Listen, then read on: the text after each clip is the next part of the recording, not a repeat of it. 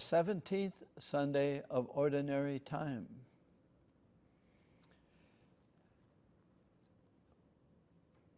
For the next, including today, for 5 weeks, we're going to be in John's Gospel. We've been in Mark, but the church moves the Gospel to chapter 6. And it's a long, 5 readings, 5 sections of just chapter 6. And so I'm putting it in terms of a play. And a play, a drama, has an inciting incident, something that begins the action. And then the play moves on in character development and action to a climax. So we're going to have 5 acts, if you will, that begins today. So that and I highly recommend reading the first reading, Exodus, because it is part of the play that the Jews freed from Egypt now are in another kind of prison in the desert, and they're grumbling and they're hungry and they want food. And they get it in the quails and in the manna. So that's about the feeding God. Okay, now the gospel. We're just going to set the scene in today's homily.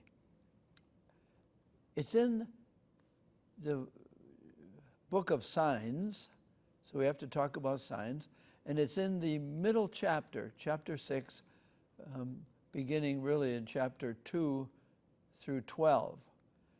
And signs are hints or invitations or gestures or actions that you can see them and then see beyond them or not.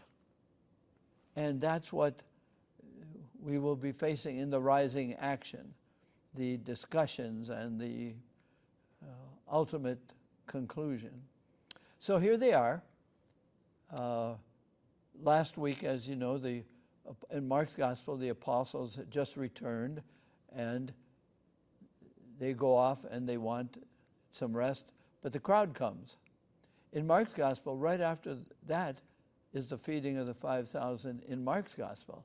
So that's why the church turns to chapter 6 in John, because it's going to be about the feeding.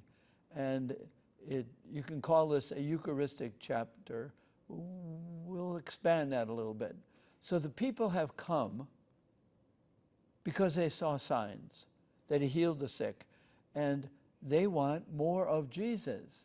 They want more of his power and his miraculous works, mighty deeds as they call them. So there they are, thousands of them. They're all hungry for more power. But Jesus sees them and says, they're going to be hungry.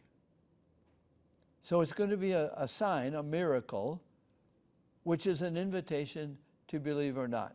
Okay. So he has them recline, and they have 5 loaves and 2 fish, but what are these among so many? And he shows them. I have the power.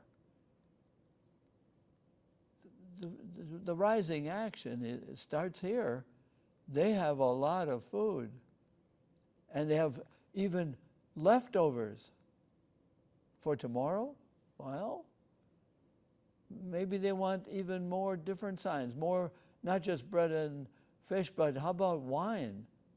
You made water into wine. Can you make some water here in the desert places? Here in the Galilee Sea, can we make some wine out of that? So they want more and more, and that's going to be the rising action. And Jesus feeds them, and they collect it, and he sends them away. They want more and more signs that they are God's cared for people. Now we have to set John's gospel. Remember, John is written 50, 60, 70 years after Matthew, Mark, and Luke. So he's got a Eucharistic community.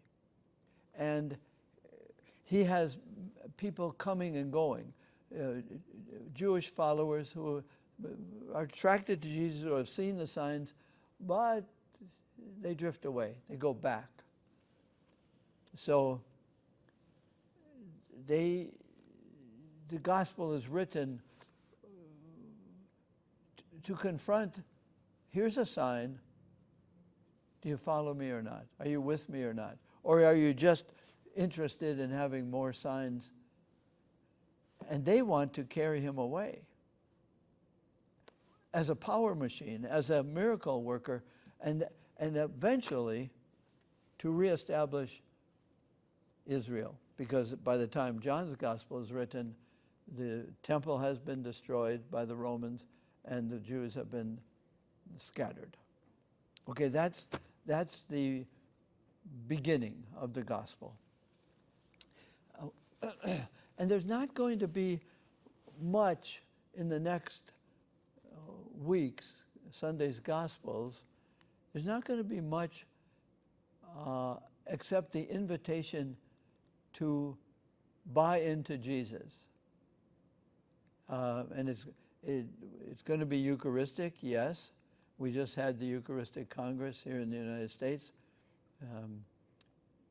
Big event. Much about Jesus' real presence in the Eucharist. And we'll talk about that in the weeks to come. What I invite us to, so now we're at the beginning, the initiating. The rising action will be, what does this all mean to the religious leaders? That he has escaped being religious king, or military king, or political king. He escapes from them and sends them away. He actually, and we don't have it, he sends them out on the lake. And then they get all fussed up because of a storm, and it's night, and bad things happen at night, and Jesus comes to them. The question is going to be, not do we believe in the Eucharist, not do we believe that Jesus was a miracle maker. The real challenge for us is Jesus real? Is he present now? Not just in the Eucharist, but present in inviting us to more and more of the living. And we're going to talk about the Eucharist in weeks to come. But it's more, can you take Jesus in? Is he more than a sign? Yes, he was a sign and they saw him, but is he a person? If we talk about the real presence in the Eucharist, but is he a real presence in our lives? And am I a real presence in the lives of others? Or do I just want Jesus for power? I'll believe in Jesus just so he keeps feeding me with bread and fish, keeps healing me, keeps doing what I want. Is it all about me? Yeah, Jesus is all about me. But if I'm all about me, Jesus is kind of an observer, a distant observer. So these weeks of August, late July, August, it's about the intensity with which Jesus wants to be with us. He wants to be with the hungry, wants to be with the needy. He looked on them like they were lost sheep. Well, we are dignified by his finding us. Can we let him find us? We receive the Eucharist to be his real presence. The transformation of the bread and wine, the transformation of us. That's where we're going in the rising action of the next Gospels.